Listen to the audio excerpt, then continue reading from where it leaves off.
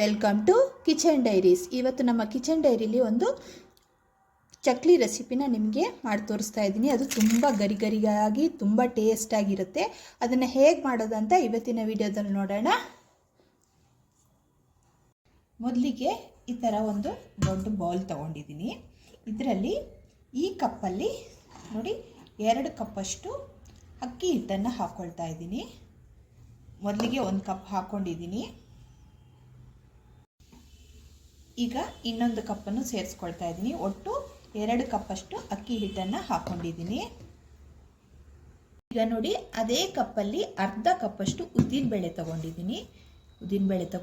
ಇದನ್ನು ಸ್ವಲ್ಪ ನಾವು ಬಾಣಲಿಗೆ ಹಾಕ್ಕೊಂಡು ಬೆಚ್ಚಗೆ ಮಾಡ್ಕೊಳ್ಳೋಣ.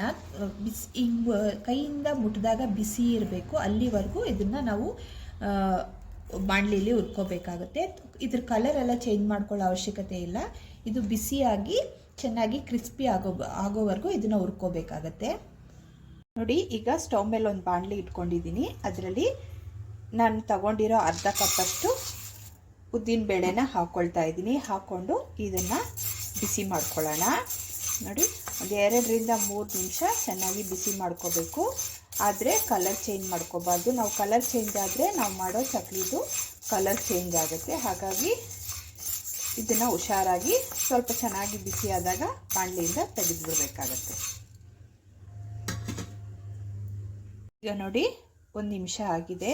ಈಗ ಇದನ್ನು ಕೈಯಿಂದ ಮುಟ್ಟಿದಾಗ ಬಿಸಿ ಇದೆ, ಆದರೆ ಅಷ್ಟೊಂದು ಬಿಸಿ ಇಲ್ಲ. ಹಾಗಾಗಿ ಇನ್ನೊಂದು 2 ನಿಮಿಷ ನಾವು ಇದನ್ನು ಚೆನ್ನಾಗಿ ಬಿಸಿ ಮಾಡ್ಕೊಳ್ಳೋಣ.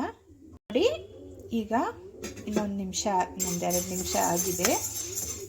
ಈಗ ಕೈಯಿಂದ ಮುಟ್ಟಿದಾಗ ಬಿಸಿ ಆಗ್ತಿದೆ ನೋಡಿ. ಕೈಯಿಂದ ತೆಗಿಯೋಕ್ಕಾಗ್ತಿಲ್ಲ, ಬಿಸಿ ಇದೆ. ಈ ಟೈಮಲ್ಲಿ ನಾವು ಸ್ಟವ್ ಫ್ಲೇಮ್ನ ಆಫ್ ಮಾಡಿ ಇದನ್ನು ಕಂಪ್ಲೀಟಾಗಿ ತಣ್ಣಗಾಗೋವರೆಗೂ ವೆಯ್ಟ್ ಮಾಡ್ಕೋಬೇಕಾಗುತ್ತೆ. ಕಂಪ್ಲೀಟಾಗಿ ತಣ್ಣಗಾದ್ಮೇಲೆ ಇದನ್ನು ಮಿಕ್ಸಿಗೆ ಹಾಕಿ ಪೌಡ್ರ್ ಮಾಡ್ಕೋಬೇಕು.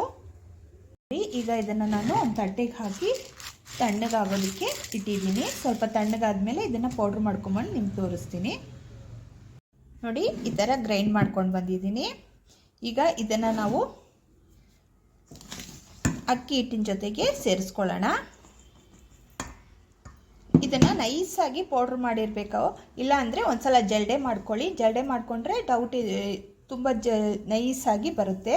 ನಾನು ನೈಸಾಗಿ ಗ್ರೈಂಡ್ ಮಾಡ್ಕೊಂಡಿದ್ದೀನಿ, ಆದ್ದರಿಂದ ಹಾಗೇ ಹಾಕ್ಕೊಳ್ತಾ ಇದ್ದೀನಿ. ನಿಮ್ಗೆ ಡೌಟ್ ಇದ್ದರೆ ಒಂದು ಸಲ ಜಲ್ಡೆ ಮಾಡ್ಕೊಳ್ಳಿ. ಈಗ ಇದಕ್ಕೆ ರುಚಿಗೆ ತಕ್ಕಷ್ಟು ಉಪ್ಪನ್ನು ಸೇರಿಸ್ಕೊಳ್ತಾ ಇದ್ದೀನಿ. ಹಾಗೆಯೇ ಸ್ವಲ್ಪ ಇಂಗು ಪೌಡ್ರನ್ನು ಸೇರಿಸ್ಕೊಳ್ತಾ ಇದ್ದೀನಿ. ಇಷ್ಟು ಸೇರಿಸ್ಕೊಂಡು ಒಂದು ಸಲ ನೀಟಾಗಿ ಮಿಕ್ಸ್ ಮಾಡ್ಕೊಳ್ಳೋಣ.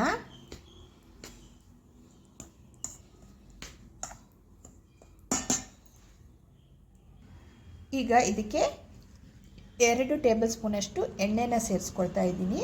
ಇಲ್ಲಿ ಎಣ್ಣೆ ಬದಲು ನೀವು ತುಪ್ಪ ಅಥವಾ ಡಾಲ್ಡಾ ಆದರೂ ಸೇರಿಸ್ಕೋಬೋದು, ಅಥವಾ ಬೆಣ್ಣೆನ ಕರಗಿಸಿ ಆದರೂ ಸೇರಿಸ್ಕೋಬೋದು. ಎಣ್ಣೆ ಸೇರಿಸ್ಕೊಂಡ್ಮೇಲೆ ಒಂದು ಸಲ ನೀಟಾಗಿ ಮಿಕ್ಸ್ ಮಾಡ್ಕೊಳ್ಳೋಣ.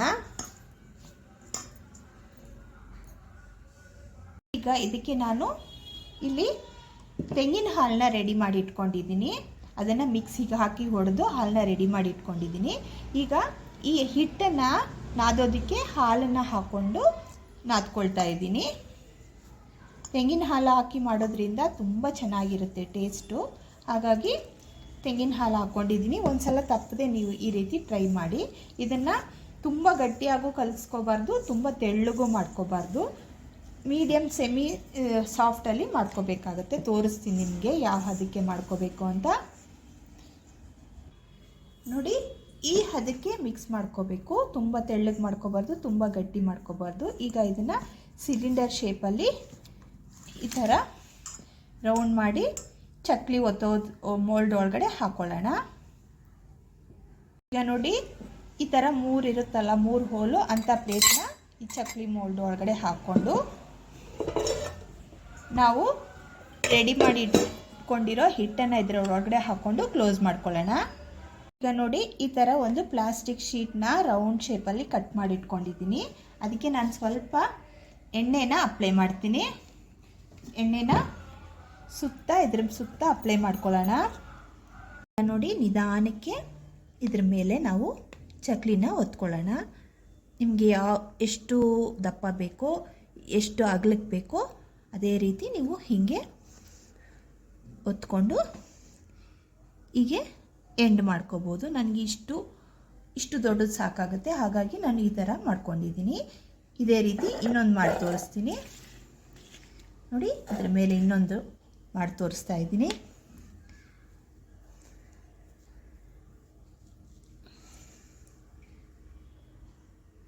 ಇದೇ ರೀತಿ ಮಾಡ್ಕೊಂಡಿದ್ದೀನಿ. ಎರಡನ್ನೂ ರೆಡಿ ಮಾಡಿ ಇಟ್ಕೊಂಡಿದ್ದೀನಿ. ಈಗ ಇದನ್ನು ಎಣ್ಣೆಯಲ್ಲಿ ಫ್ರೈ ಮಾಡಿ ತಗೊಳ್ಳೋಣ. ಈಗ ನೋಡಿ, ಒಂದು ಕಡಾಯಲ್ಲಿ ಎಣ್ಣೆ ಬಿಸಿ ಮಾಡೋದಕ್ಕೆ ಇಟ್ಟಿದ್ದೀನಿ. ಎಣ್ಣೆ ನೀಟಾಗಿ ಬಿಸಿ ಆಗಲಿ. ಈಗ ನೋಡಿ, ಎಣ್ಣೆ ಚೆನ್ನಾಗಿ ಬಿಸಿಯಾಗಿದೆ. ಈಗ ಇಲ್ಲಿ ನಾವು ಮಾಡಿ ಇಟ್ಕೊಂಡಿರೋ ಚಕ್ಲಿನ ಇದ್ರ ಎಣ್ಣೆ ಒಳಗಡೆ ಹಾಕೊಳ್ಳೋಣ. ನಿಧಾನವಾಗಿ ಹಾಕೊಳ್ಳಿ.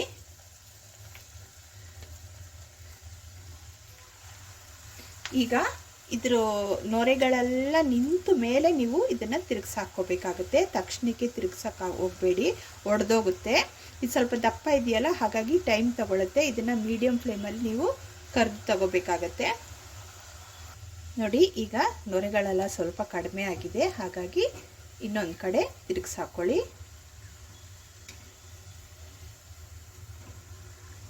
ಹಾಕೊಳ್ಳುವಾಗ ಹುಷಾರು, ಒಡೆದೋಗೋ ಚಾನ್ಸಸ್ ಇರುತ್ತೆ.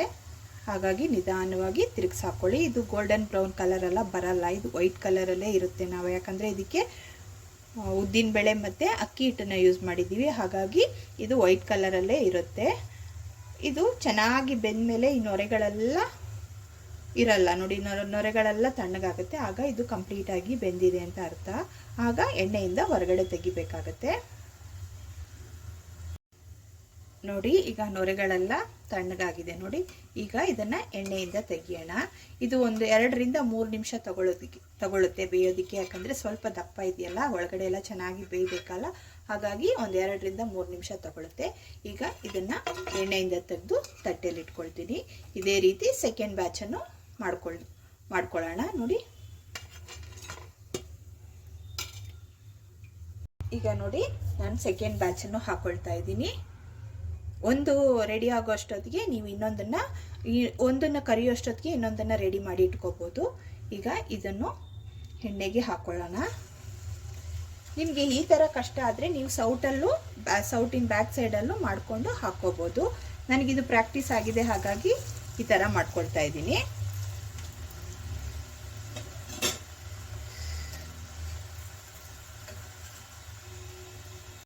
ಈಗ ನೋಡಿ, ಸೆಕೆಂಡ್ ಬ್ಯಾಚ್ನ ತಿರುಗಿಸಾಕೊಳ್ತಾ ಇದ್ದೀನಿ. ಇದು ಕರಿಬೇಕಾದ್ರೆ ಘಮ್ ಅಂತ ಸ್ಮೆಲ್ ಬರ್ತಿದೆ, ಯಾಕಂದರೆ ನಾವು ಇದಕ್ಕೆ ತೆಂಗಿನ ಹಾಲನ್ನ ಸೇರಿಸ್ಕೊಂಡಿರ್ತೀವಲ್ಲ, ತುಂಬ ಚೆನ್ನಾಗಿ ಪರಿಮಳ ಬರ್ತಿದೆ. ಈಗ ಸೆಕೆಂಡ್ ಬ್ಯಾಚನ್ನು ರೆಡಿ ಆಗ್ತಾ ಇದೆ. ಸೆಕೆಂಡ್ ಬ್ಯಾಚ್ ರೆಡಿ ಮಾಡ್ಕೊಂಡಿದ್ದೀವಿ. ಇದೇ ರೀತಿ ಪೂರ್ತಿ ರೆಡಿ ಮಾಡ್ಕೊಳ್ಳೋಣ.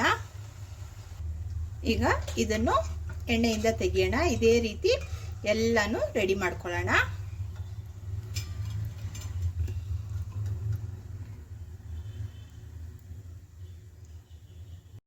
ನೋಡಿ, ಎಲ್ಲನೂ ಫ್ರೈ ಮಾಡಿ ಇಟ್ಕೊಂಡಿದ್ದೀನಿ. ತುಂಬ ಚೆನ್ನಾಗಿ ಬಂದಿದೆ ಚಕ್ಲಿ. ಎಷ್ಟು ಚೆನ್ನಾಗಿ ಬಂದಿದೆ ನೋಡಿ. ಈ ಕಲರಲ್ಲೇ ಬರುತ್ತೆ. ಇದು ಗೋಲ್ಡನ್ ಬ್ರೌನ್ ಬರಲ್ಲ, ಯಾಕಂದರೆ ನಾವು ಅಕ್ಕಿ ಹಿಟ್ಟು ಮತ್ತು ಉದ್ದಿನಬೇಳೆ ಯೂಸ್ ಮಾಡಿರ್ತೀವಲ್ಲ, ಹಾಗಾಗಿ ಇದು ಬೆಳ್ಳಕ್ಕೆ ಇರುತ್ತೆ. ಇದು ಉರಿವಾಗಲೇ ಫ್ರೈ ಮಾಡುವಾಗಲೇ ಗಮ್ ಅಂತ ಇರುತ್ತೆ, ಯಾಕಂದರೆ ಇದಕ್ಕೆ ನಾವು ತೆಂಗಿನ ಹಾಲು ಸೇರಿಸಿರ್ತೀವಲ್ಲ, ಹಾಗಾಗಿ ಟೇಸ್ಟು ತುಂಬಾ ಚೆನ್ನಾಗಿರುತ್ತೆ. ಇವತ್ತಿನ ರೆಸಿಪಿ ಏನಾದರೂ ನಿಮ್ಗೆ ಇಷ್ಟವಾದರೆ ಲೈಕ್ ಮಾಡಿ, ಶೇರ್ ಮಾಡಿ ಮತ್ತು ಸಬ್ಸ್ಕ್ರೈಬ್ ಮಾಡೋದನ್ನು ಖಂಡಿತ ಮರಿಬೇಡಿ.